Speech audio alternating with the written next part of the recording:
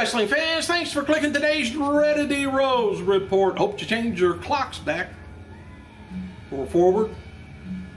Anyway, I was late today getting into work. Anyway, hey, Eric Young suggested on Twitter Monday that his time with TNA may be coming to an end. He stated that this week's live event tour may be his last with the organization. TNA shows in MI and Windsor, Canada. I guess Michigan. It says I'll be there, but it could be my last live show with TNA. And get crazy with me, he says Young wrote. All right, Young, who also competed on TNA Wrestling, he's been back since May, has kept busy in the meantime as a host of Animal Planet's fishing road trip adventures, Off the Hook, Extreme Catches, what it's called. Program recently renewed for a second season, so he's not just sitting around. According to WrestlingFigs.com, which sit around on the computer quite a bit, Ms. Tessmacher appeared at Pro Wrestling World at Merchants Square, 1901 South 12th Street, Allentown, Pennsylvania, on Sunday, November 18th from 3 to 5 o'clock. For more information, find them online. Pro Wrestling 1 at AOL if you want to find out any more about it. The official WWE website has published an article ranking the 15 greatest ring entrances in sports entertainment history. If you want to put yours down, go right ahead, but I don't know. What's more impressive is pulling up in an expensive sports car or walking through hellfire. WWE states a calm walk through the darkness or a mad dash into the ring. Here's their ranking, starting at 15. Well, I guess it really starts at 14, top. Count them on your fingers. You know I got 11 fingers, don't you? 10, 9, 8, 7, 6 plus 5 is 11. Anyway, Ultimate Warrior's ring entrance is 14. Goldust, 13. Alberto, 12. Glacier is 11, which was always pretty good. Sandman, number 10, which was the same identical thing. The Rock, number 9. Rey Mysterio, number 8. Gangrel. And then Goldberg. Then we got Ricky the Dragon Steamboat. Got Hulk Hogan, which surprised me. He didn't rank number 1. Kane, Chris Jericho, Triple H, and you know number 1's got to be Undertaker. Former WWE diva Lauren C. Mayhew has a role in the movie Sprawl. I don't know if that's an adult one or not. Anyway, hits the theaters 2013. WWE US Antonio Champion Cesaro contends to work with a broken hand, rather a broken bone in his hand, or a broken hand in his bone, whichever you want to look at it. Oh, it's Monday. Hey, AJ Styles and Christy Hemme appeared at Auto Direct Auto Insurance in Winter Garden, Florida this Saturday. Mason Reigns, who's not been appeared on, I thought that was kind of odd. She was, with her, she hadn't been on Impact Wrestling since August 30th, stated on Twitter that she's still affiliated with TNA despite her absence. Everyone, she says, I'm still employed, happily, no need to keep asking and worrying, all is good, LOL, thank you for all your concerns, though, she wrote. Possibly they don't have anything for her creative-wise, which if you don't have anything for her creative-wise, they used to rate real good on their knockouts whenever they were in the ring wrestling. And now they cut it down to just one match, and their overall rating has been down some. You might want to put a couple of knockout matches in there. But what do I know? Four-time TNA Women's Champion, Knockout Champion.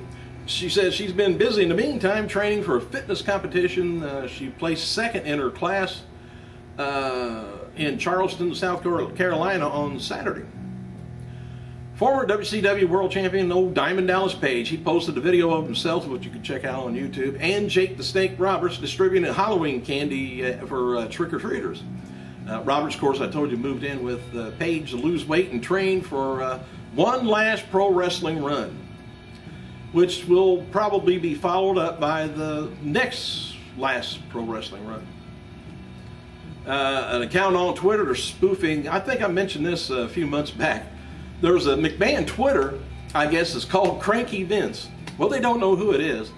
It's kind of cryptic messages. It suggests that last Thursday that a wrestler had asked for his release from the Sports Entertainment Organization. A follow-up, the account stated Saturday that Jack Swagger asked for his release. So we haven't heard any more about that. But the account has drawn concern from WWE officials since last year who believe that it's an administrated by an employee within approximately earshot of Vince McMahon or its former employee with close ties to the organization due to the amount of sensitivity type information that he's releasing. And former WWE superstar Batista, he's featured on today's Superstar Spotlight on WWE.com. If you got a computer, if you don't have a computer, how in the hell are you watching this? I don't know. New York Times. By the way, at the end of the week, we'll have I'll be moved out of this place. It's we're moving, so I may miss a day of news. I may not, but we'll be having a different view finally. New York Times has an article up looking at, this is just terrible, Linda McMahon's Senate campaign, noting that in the past 3 years she spent close to $100 million of her own money, and maybe Vince's, for on her campaigns, including the one that's failed in 2010. And I think this is just awful. I mean, man, if you want to blow some money, and if she even gets them, and if she gets elected to that, what's going to happen? She ain't going to be able to make that money back. They don't pay that good. But yeah, that money could have went to a lot of good use. Really could have, and made her look a hell of a lot better than she does now. But Ms. McMahon, what do I know? May or may not get to influence the job creation as a senator, so I don't know. But she's already spent, well, she already made an impact, I guess, on the Connecticut economy by dishing out $100 million for 2 Senate races over the past 3 years, far more than anyone else has spent of their own money to win a federal seat. She's long since blown by $72 million that Ross Perot spent of his own money on presidential bid in 1992 and 96. Anyway, I just think that's ridiculous myself. Donate it. Do something. Build something. Help people out.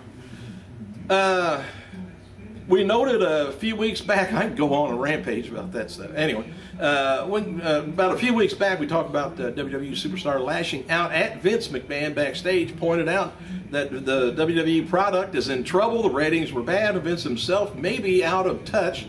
No word yet, but the word is, you know, for a fact who is, but word now is that John Cena was the one that spoke out.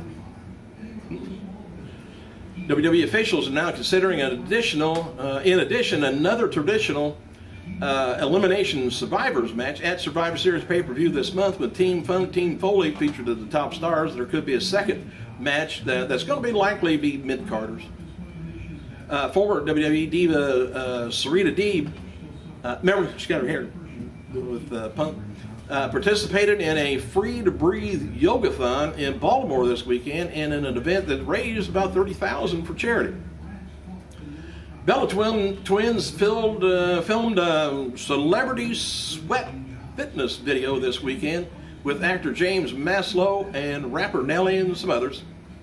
Probably can find that somewhere on a tube. At Sunday's SmackDown live event in England, by the way, tonight's is taped. I already seen the spoilers, but I'm not going to say anything. Anyway, Wade Barrett and William Regal teamed together as baby faces, and they faced Johnny Curtis in his new male stripper gimmick, and Ted DiBiase. Interesting. Also, at Sunday's live event in England, Sheamus was accompanied to the ring by 6 members of the London Irish rugby team for his match against the Big Show. WWE is now selling a Kofi Kingston t-shirt that glows in the dark. It's selling for $25 and $28. I don't know if the difference in price is the size of the shirt. Man with the Iron Fist featuring former WWE champion Batista drew about $8.22 million at the box office this weekend, finishing number 4 right behind Wreck-It Ralph, Flight, and Argo. John Cena granted several more wishes through Make-A-Wish Foundation at Raw live event in Manchester, England this weekend. Cena met several Wish kids and honored them in the WWE Circle of Champions. That is good that they do. They ain't throwing that money away and that time and the talent. Hang on a second, it might be a customer before I go out of business. Hang on. No, still out of business. I ain't going out of business anyway, it's just moving. Hey, tonight's Raw is going to be taped from Birmingham, England at the LG Theater. It says we will be providing, confirmed for tonight's show, no spoilers, let me say. Brad Maddox is going to explain why he did what he did at Hell in a Cell, and Vickie Guerrero, of course, is going to have AJ and Cena in the ring for their controversy. No matches have really been made on it, but that's the focus is Brad Maddox and AJ and all that, and will Big Show, who will challenge Big Show for the title, if anybody. Cody Rhodes and Damon Sandow zeroing in on the WWE Tag Team titles. I guess they are. And what is the WWE Champion Punk's strategy for Survivor Series? I know he wants to get his hand on Foley, but Titus O'Neil said that he and Darren Young's planning on having a presence at Raw tonight. And about let me see, where am I at here? I done lost my place. Hang on a second. So we've heard about Hurricane Sandy affecting several independent wrestlers in the Northeast, but one WWE name came into effect, probably because he was doing a comedy show there, maybe, is Mick Foley. Foley noted on Twitter last night that his home is still without electricity. I didn't know if he didn't pay the bill or was Hurricane Sandy. Isn't that odd? All that sand coming in and just covering everybody up, and Hurricane's name is Sandy. Dustin Rhodes continues to work independent shows and says one day he'll be back in the WWE. Of course, he wants to have a match with his brother. One Man Gang, Akeem is the superstar spotlight on WWE website today. The National.AE has an article up looking at WWE's recent tour of Egypt. Senior Vice President and Managing Director of WWE International is Ed Wells, talked about the progress WWE is making in the Middle East. But they're still killing each other over there, probably. Anyway, there's a rumor going around this weekend that The Rock was in talks with to appear on a UK show called I'm a Celebrity. It's a reality show, you might know. Rock addressed the rumor as garbage, the BS, he says. William Regal wrote about the following commentary on about him doing his commentary on NXT, which caused speculation that Hunico, whatever you want to call him, has been suspended when he's really just out with an injury. Here's what happened. It says, thank you, Wembley. Asked some political questions today in an interview. I realized that I haven't watched the news for 12 years. I don't know why he's saying all that. Says I'm clueless.